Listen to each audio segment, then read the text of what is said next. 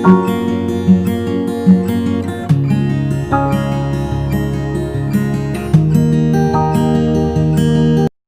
दोस्तों, welcome back to my channel.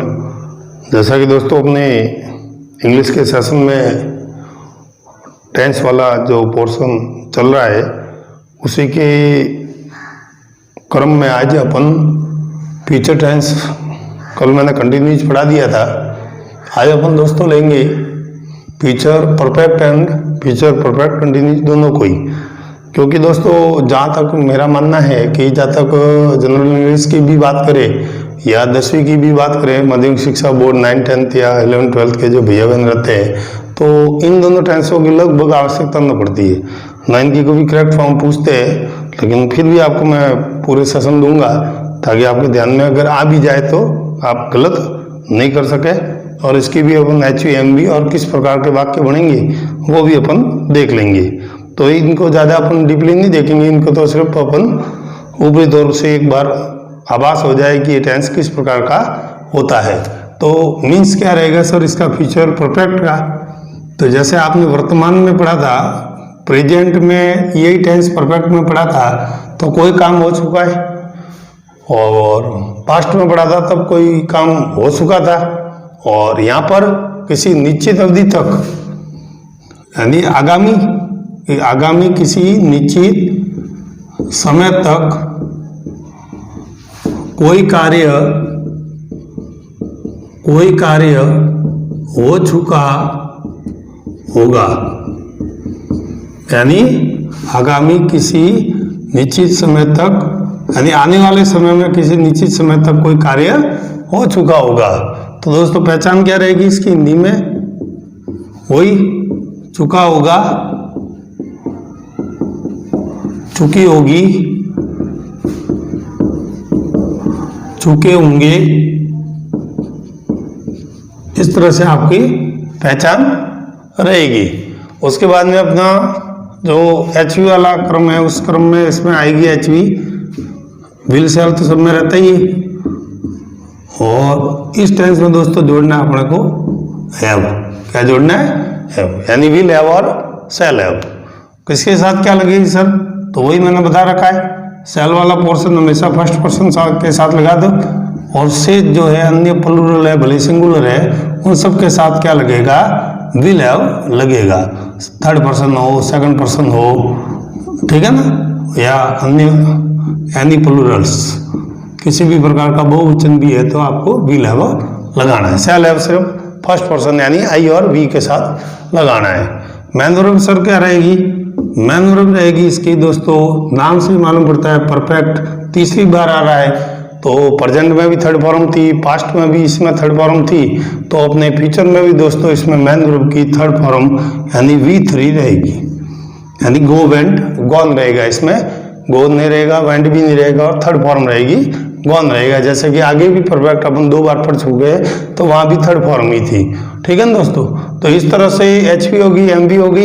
उसके बाद में सर यहाँ पर आपने भी लिखा है समय, तो जैसे समय लिखते ही अपने दिमाग में आ जाता है सिंस फोर, तो सिंस फोर वाले 2 टेंस आगे चले गए, ठीक है ना। एक तो प्रेजेंट परफेक्ट कॉन्टिन्यूस टेंस जो 4थे प्रकार का क्रम था, और एक 8वें क्रम में अपन ने पास्ट परफेक्ट कॉन्टिन्यूस देखा था, वहां भी समय आया था सर। और अब आ रहा है ये वापिस समय यहाँ 11 टेंस में, लेकिन यहाँ से जो सिंस 4 के साथ समय आता है वो सिंस 4 के साथ समय ना आके दोस्तों जो आगामी निश्चित समय देगा वो हमेशा बाय लगा के आपको टाइम लिखना है। यानी इस टेंस की खासियत भी यही है, और यही अपने को पहचानने का भी तरीका है। बाय प्लस टाइम दिया हुआ हो तो आप निश्चित रूप से समझ जाओ कि अपन 11वें टेंस की बात कर रहे हैं, यानी फ्यूचर परफेक्ट की ही बात कर रहे हैं। तो इस बाय प्लस टाइम से ही इस टेंस का अपनी करेक्ट फॉर्म भी भरी जाएगी, वो बाय प्लस टाइम से अपना काम हो जाएगा। क्योंकि इसी वैसे पूछते तो नहीं है, लेकिन मान लो पूछ ले तो आपको बाय प्लस टाइम से, क्योंकि बाकी किसी टेंस में बाय प्लस टाइम नहीं आता है, 12वीं में आएगा बाय प्लस टाइम आता है, तो बाय प्लस टाइम के साथ सिंस 4 भी आता है, तो वहां डबल हो जाएगा बाय प्लस टाइम और सिंस 4 प्लस टाइम। तो फिर अगला जो लास्ट टेंस रहेगा अपना 12वां वो हो जाएगा। इसलिए 11वें के तो ये मुख्य पहचान नहीं मान लो, भले ही बाय प्लस टाइम। अब दोस्तों अपने पास HV और MV आ गई, तो सब्जेक्ट ऑब्जेक्ट तो अपने घर के ही है, वही वाक्य रचना।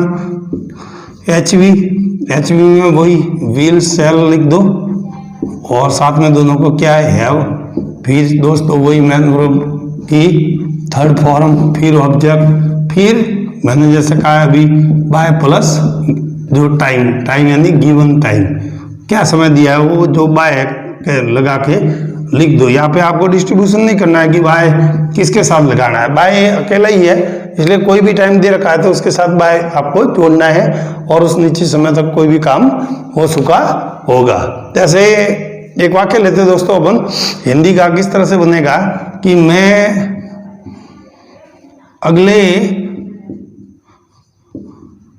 सोमवार तक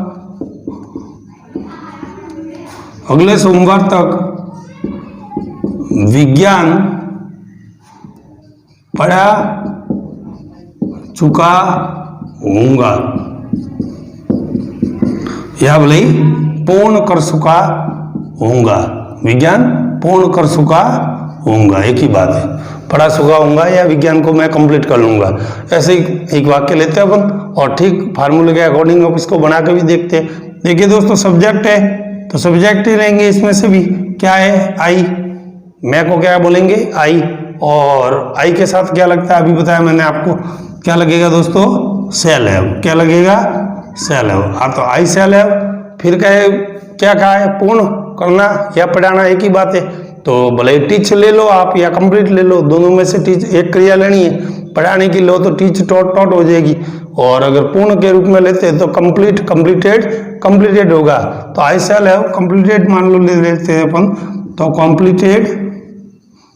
अब क्या पूर्ण कर चुके होंगे सर, ऑब्जेक्ट ले लो साइंस को यानी पूरा कर सकेंगे, कैसे सर कौन से टाइम में, बाय मंडे, यानी मैं सोमवार तक विज्ञान को पूर्ण रूप से पूरा कर चुका होऊंगा। तो इस तरह से दोस्तों इसकी वाक्य रचना रहेगी।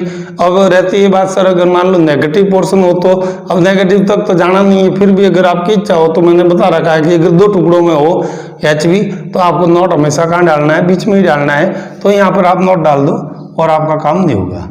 लेकिन ये वाक्य रचना बहुत लंबी हो जाती है दोस्तों, मैं जैसे कहा है कि जनरल इंग्लिश कह दो या अपने 10th बोर्ड के जो कैंडिडेट्स हैं उन तक ये टेंस यहाँ तक पहुँचता भी नहीं है। बाकी क्योंकि पाठ्यक्रम में भी जैसे आपको दे रखा है तो सिलेबस उठा के देख लेना, वहाँ लिखा हुआ है प्रेजेंट टेंस, तो प्रेजेंट टेंस में दोस्तों लगभग चारों टेंस मान लो आ जाती है करेक्ट फॉर्म, तो कोई दिक्कत नहीं है। पास्ट में भी 5 और 6 यानी पास्ट सिंपल और पास्ट कॉन्टिन्यूस तक ही टच होता है, कभी कभी हेड के साथ थर्ड फॉर्म वाला आता है, बाकी वो भी छोड़ देता है। और उसके बाद सोविंग फ्यूचर एक्शंस यानी विल सेल वाला आ सकता है सर, विल भी सेल भी मैंने तो दोस्तों इतने सालों को भी देखा नहीं, ना कभी विल है सेल है की तो बात ही छोड़ दो, इसको तो कभी आए हुए देखा भी नहीं है, तो भी पढ़ाने का मेरा फर्ज बनता है कि आप एक बार इनको देख ले ताकि अपने दिमाग में कचरा नहीं रहे कि मुझे टेंस कंप्लीट नहीं आते, इसलिए मैं आपको 12 ही पढ़ाऊंगा। तो आप इसमें नोट डालना चाहे तो भले यहाँ डाल दो, फिर सर इंट्रोगेटिव बनाना है तो वही तरीका HV को ले लो आगे। तो ये दोस्तों था फ्यूचर परफेक्ट टेंस, जो आगामी किसी निश्चित समय तक कार्य हो चुका होगा, चुकी होगी, चुके होंगी, इसकी पहचान रहेगी।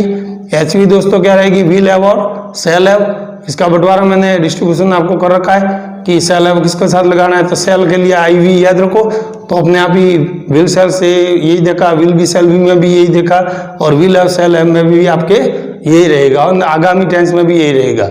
मेन वर्ब में सर परफेक्ट है, इसलिए प्रेजेंट परफेक्ट में भी क्या होता है थर्ड फॉर्म, पास्ट परफेक्ट में भी थर्ड फॉर्म, तो फ्यूचर परफेक्ट में भी मेन वर्ब क्या रहती है दोस्तों थर्ड फॉर्म। और मैंने 10 चार्ट में इसका अच्छी तरह से आपको पहले मैंने टोट करा सका अच्छी तरह से। और नेक्स्ट इसकी विशेष पहचान सर बाय प्लस टाइम रहेगा, यानी समय दे रखा है तो किसके साथ आएगा, बाय के साथ टाइम आएगा। और ये रही आपकी इंग्लिश की वाक्य रचना, ये रहा हिंदी वाक्य, और इसको मैंने बना के बता दिया आपको इंग्लिश। अब चाहे तो इसमें नोट लगा के आप नेगेटिव बना दो, और चाहे तो सेल को आगे लेके इंट्रोगेटिव बना दो, फिर अपने को WH तक जाने की जरूरत ही नहीं पड़ेगी, क्योंकि दोस्तों इस टेंस में न तो कभी कोई प्रश्न पूछा जाता है, न कभी अपने को उत्तर देने की जरूरत पड़ती है।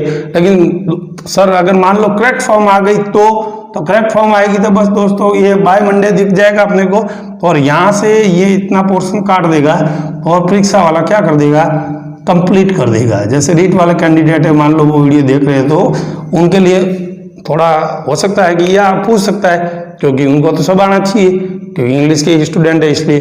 तो उनके लिए टेंस तो नॉर्मली रहता है। बाय मंडे देखते ही वो क्या कर देंगे, यहाँ पे शैल हैव कॉम्प्लीटेड वाला जो उत्तर होगा वो ऑप्शन आपका सही रहेगा, बाकी नहीं रहेगा। तो ये दोस्तों था फ्यूचर परफेक्ट टेंस। इसी के साथ अपन देख लेते हैं इसके यूजेज भी नेक्स्ट टर्म में, कि इसके यूजेज क्या क्या होते हैं। चलिए दोस्तों, इसके यूजेज के रूप में अपन देखते हैं। एक दो यूजेज है, कोई खास यूजेज नहीं है। To express actions to be completed by certain time in the future, यानी जो वे क्रियाकलाप जो कंप्लीट हो जाएंगे सर्टेन टाइम, यानी इन द फ्यूचर, यानी भविष्य में आने वाले किसी समय तक वो पूरे हो जाएंगे। ऐसे काम जो अभी मैंने बोला था कि निश्चित समय तक, भविष्य में, आगामी भविष्य तक वो कार्य हो जाएंगे। जैसे मैं बोलता हूँ कि I shall have come back by the evening, मैं शाम तक घर लौट आऊंगा या घर तक पहुंच जाऊंगा, तो ये निश्चित हो चुका है कि शाम तक मैं आ जाऊंगा। ऑल द विलेजर्स, जैसे सभी ग्रामवासी ग्रामीण हैं, जैसे कि नरेंद्र मोदी जी की योजना है डिजिटल इंडिया की, तो all the villagers will have got computerised by the year 2020। ये 2020 का जो प्लान है कि 2020 तक सारे गांव है या ग्रामीण है वो कंप्यूटरीकृत हो जाएंगे, यानी कि सब डिजिटल बन जाएंगे। ऑनलाइन सब जो आजकल कामकाज हो रहे हैं, लगभग सभी गांवों तक इंटरनेट पहुंच गया है। तो ये भी वाकई इस टेंस में हो चुका होगा। तो अब तो बाय द ईयर 2020 लिखा है मैंने, 2020 चल रहा है, तो इसके कंप्लीट होते ही ये क्या हो जाएगा, लगभग सभी गांव कंप्यूटरीकृत हो चुके होंगे। एक उपयोग और है दोस्तों, टू एक्सप्रेस असम्पशंस। ये क्या होता है सर? ये होता है पूर्वानुमान। इसको पूर्वानुमान बोल दो, या अपन ने इसलिए पहले पढ़ा था इमेजिनेशन, कल्पना, ठीक है ना। कल्पना या पूर्वानुमान अगर एक्सप्रेस करना है तो भी इस टेंस से कर सकते हैं। जैसे sir she will have got the first prize, अपन अंदाज लगा रहे हैं कि वो लड़की है, कोई भी है, महिला है, होशियार है, तो उसको प्रथम पुरस्कार मिला होगा। अपन कहीं भी बैठे होते हैं तो अपन कहीं भी किसी के बारे में डिस्कस करते हैं कि वो तो यार वैसे इंटेलिजेंट है, उसको तो प्रथम पुरस्कार मिला होगा।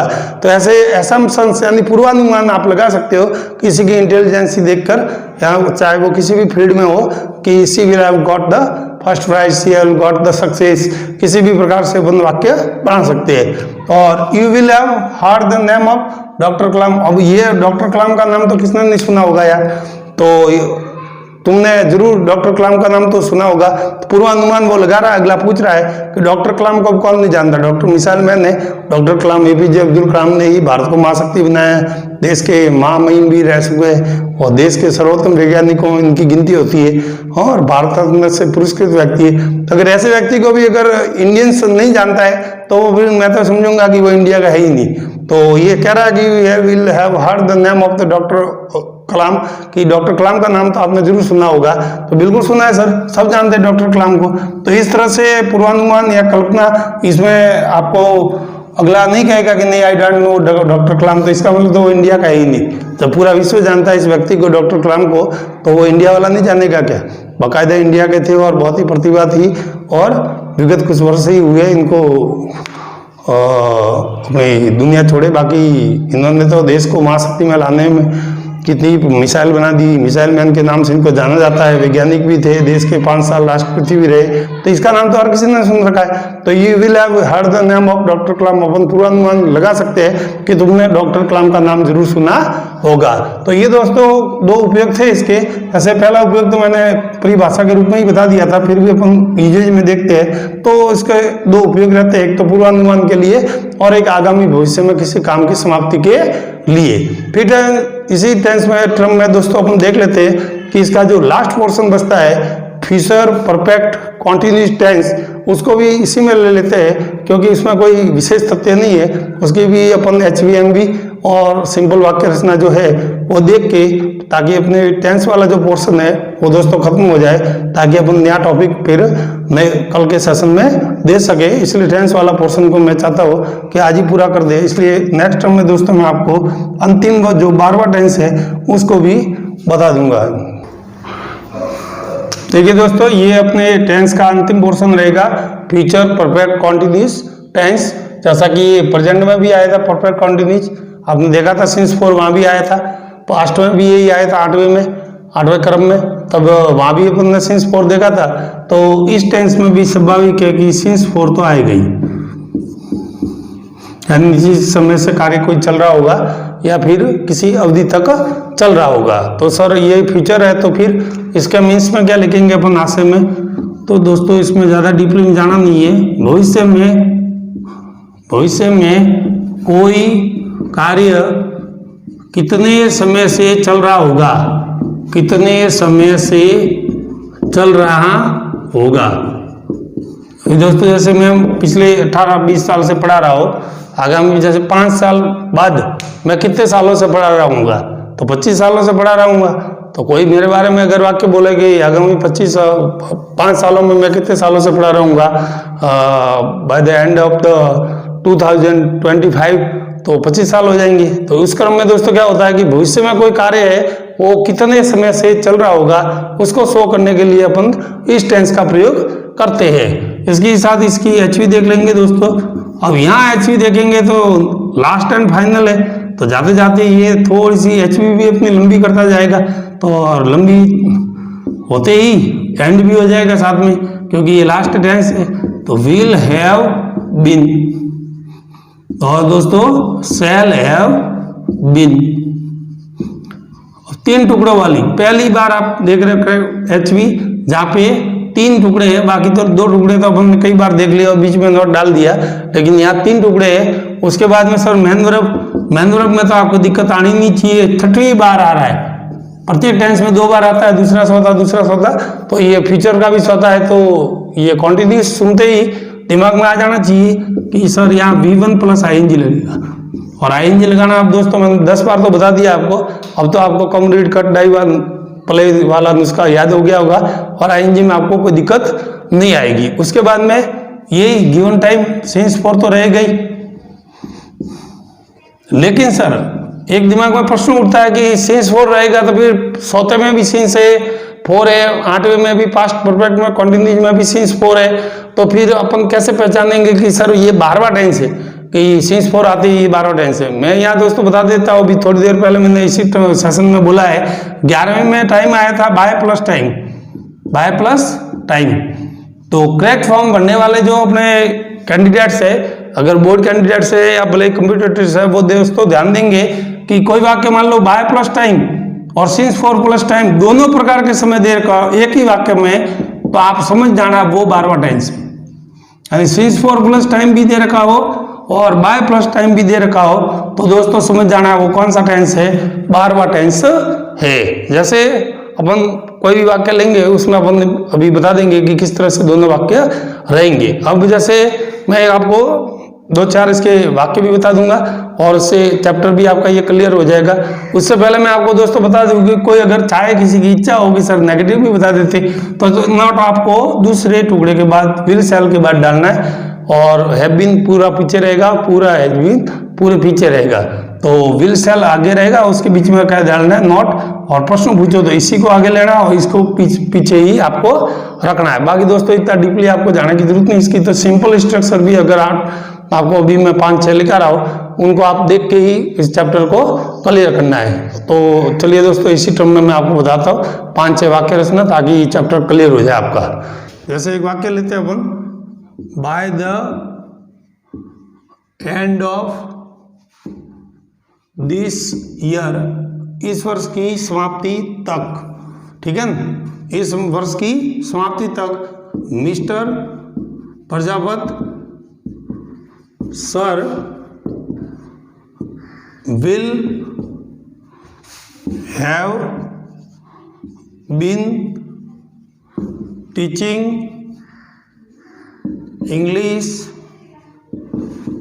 For 15 years.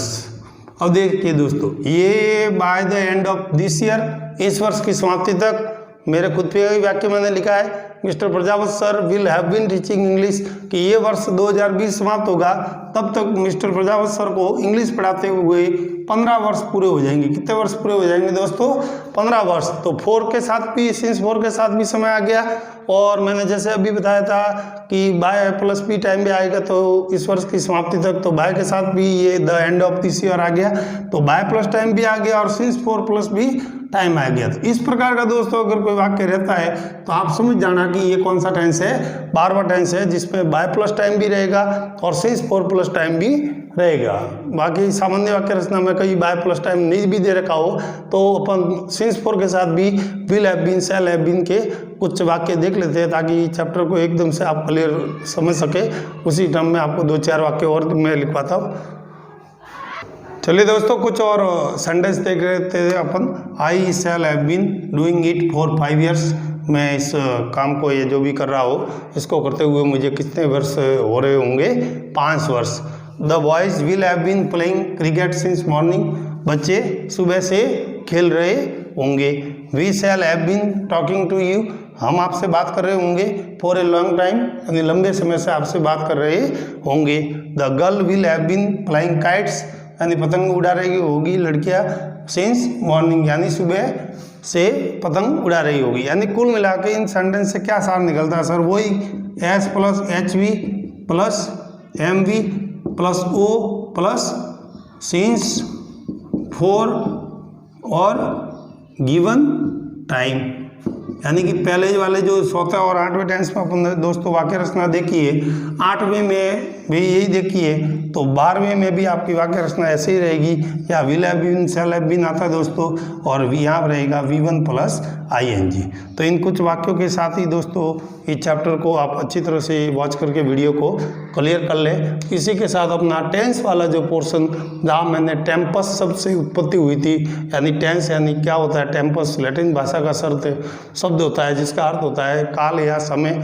उस काल या समय को मैंने विभिन्न भागों में बांट के मुख्य रूप से 3 भागों में बांटा और फिर उसी 3 भागों को अपन ने प्रत्येक के 4 उप प्रकार यानी सब टाइप्स देंगे और 4 गुना 3 किए तो अपन के पास निकल के 12 प्रकार की टेंस आए। उन्हीं 12 प्रकार के टेंसों के दोस्तों सभी सेशन आज एंड होते हैं। प्रत्येक टेंस में अपन ने 5 प्रकार की वाक्य रचना देखी। तो इस प्रकार से कुल मिला के अपने पास 60 प्रकार की वाक्य रचना निकल के आती है। और रही बात वाक्य रचना की, तो स्ट्रक्चर का जो रोटेशन है वो सभी टेंसों में उसी प्रकार का रहता है जैसा एक में मैंने बताया था। इसी के साथ दोस्तों आपकी मैं अपेक्षा करता हूँ कि टेंस वाला पोर्शन आपको कैसा लगा कमेंट बॉक्स में ज़रूर लिखें। इसी के साथ अपना टेंस का ये जो पोर्शन है इसको मैं आज कंप्लीट करता हूँ और आप सबको एक एडवाइस देना चाहूँगा दोस्तों कि आप अधिक से अधिक इसकी प्रैक्टिस करें, अधिक से अधिक वाक्य बनाएं, अधिक से अधिक आप करेक्ट फॉर्म भरने का अभ्यास करें ताकि आपका जो ये टेंस वाला पोर्शन है और बढ़िया ढंग से क्लियर हो, ताकि कभी भी ना तो बोर्ड कैंडिडेट्स के गलत हो ना कॉम्पिटिटर्स के कोई वाक्य, भले ये जैसे पटवार की कोई तैयारी कर रहा है तो वहाँ भी क्या है वाक्य 4 भागों में तोड़ देते और कहीं ना कहीं उसकी एरर पूछते, तो एरर में भी ये वाक्य डाल सकते इतने लंबे, तो एरर कहाँ है आपको ढूंढ के निकालनी है। ये डूइंग की जगह खाली डू करके ये रही एरर, ठीक है ना, ये इस तरह से करके 1 2 3 लगा देगा A B C और D और कह देगा कौन से भाग में त्रुटि है, तो C भाग में त्रुटि है, डूइंग आना चाहिए, डू कैसे आएगा। तो अपन को प्रत्येक टेंस का नॉलेज होगा तो दोस्तों कॉमन एरर साथ में correct form of the verbs भी आराम से भर सकेंगे। और विविध प्रकार के जो हिंदी से अंग्रेजी अपनी जो वाक्य रचना रहती है वो आप आराम से कर सकेंगे, तो आपका स्पोकन भी अच्छा हो जाएगा दोस्तों। ऐसे मैं अपेक्षा करता हूँ। इसी अपेक्षा के साथ आपका अपना प्रजावत सर, जय हिंद।